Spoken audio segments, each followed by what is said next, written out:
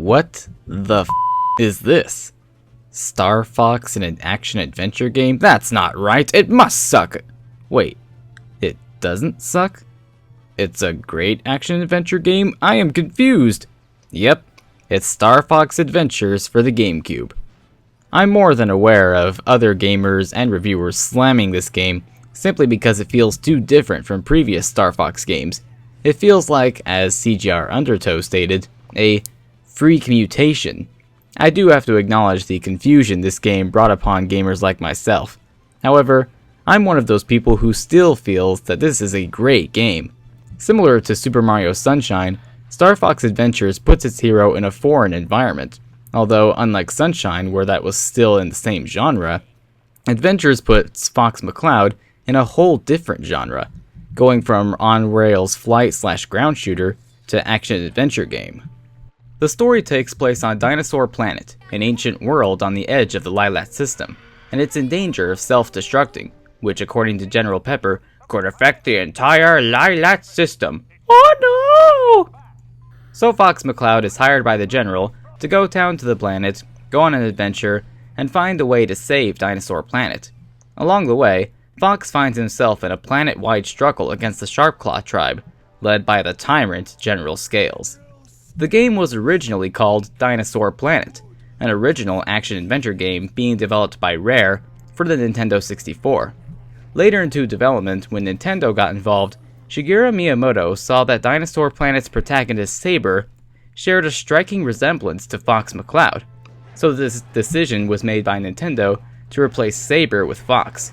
Then more elements of the Star Fox universe were thrown into the mix, some gameplay aspects changed, and Dinosaur Planet became Star Fox Adventures.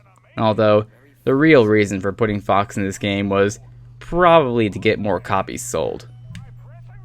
Many journalists praised this game for its graphics, and rightfully so, because this is one of the best looking games on the GameCube. No surprise since it was developed by Rare. The locations are full of detail, the lighting is fantastic and atmospheric, plus the water and flame effects set a pretty high bar for GameCube graphics. Rare really excelled in their work on the character models too. The character models are very smooth and natural looking, and when you get a good close-up in a cutscene, you really see the fur on Fox that moves a bit with the wind.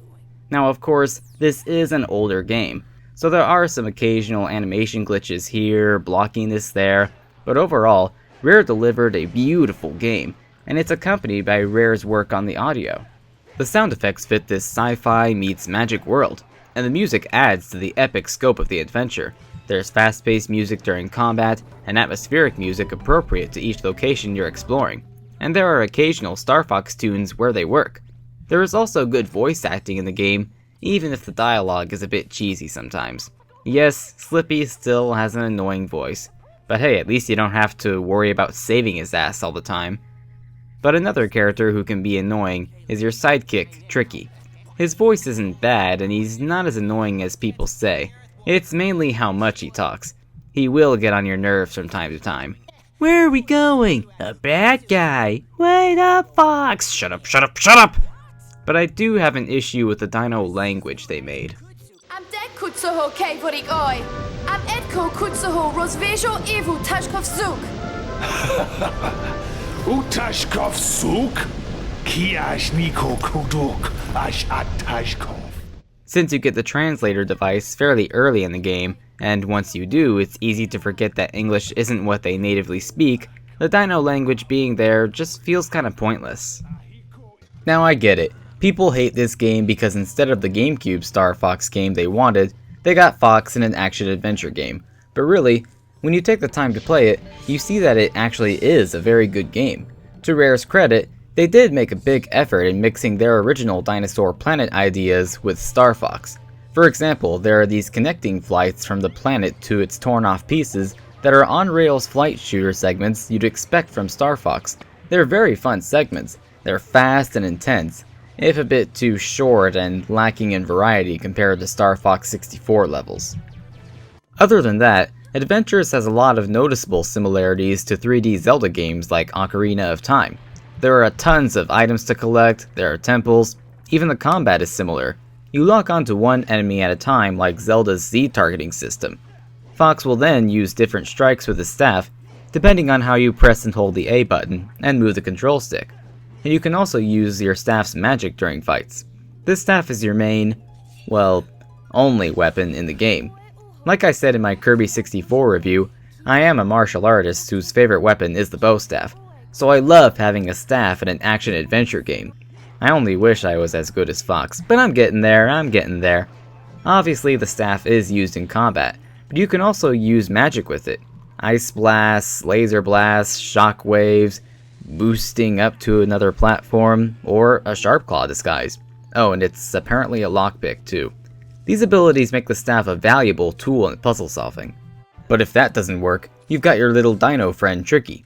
He can find hidden objects and breathe fire to help you solve puzzles. Or he can breathe fire on your enemies. Not that I need that! Throughout the game, it seems as though Tricky can teleport to keep up with you, even across gaps that you have to do a bunch of climbing on. So why is it that there is a part where you have to help him across a gap in the game then? Come on, wuss! Just teleport like you've been doing all this time. But Tricky is a valuable sidekick, and not as annoying as those flying enemies in the game. Leave me the f*** alone! I'm a fan of the well-designed locations in this game. It's fun to explore these places and from time to time, solve puzzles within them. The early puzzles are pretty easy. The second half of the game amps up the challenge for your brain, but more so for your skill. And there are other challenges that test your skill, reaction time, thinking process, accuracy, even stealth. And in 3 out of 4 of the floating chunks that you fly to, there are epic boss fights. Once you figure out the strategy, they aren't too hard, but they can still be intense battles. Star Fox Adventures is a good mix of adventuring, puzzle solving, and combat, but there's a question on my mind about it. Would this game have sold better, or would it have been received better, if it had stayed Rare's original Dinosaur Planet? Given that this game was being made during the golden age of Rare, I'm sure that Rare would have made a fantastic game, especially with the technology of the GameCube. But on the other hand, Star Fox was an already well-established IP, which, as I said before, was likely the real reason this became Star Fox Adventures. I notice a lot of people hate this game simply because it's very different from other Star Fox games, and it wasn't the Star Fox GameCube game that fans were expecting. And I understand that perfectly, and to be fair, this obvious Zelda-inspired animation comes up way too often.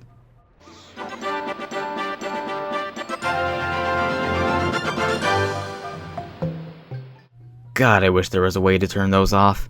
But to appreciate what's good about this game, you need to try to let go of it having Star Fox in the title when you play it. Luckily, I'm a fan of Star Fox and a bigger fan of action-adventure games, so I really like this game. Definitely play it. And try not to think of it as a Star Fox game. Instead, think of it as a fantastic action-adventure game mixed with elements of Star Fox. However, if it's a more traditional Star Fox experience you seek, play Star Fox 64 or Star Fox Assault instead.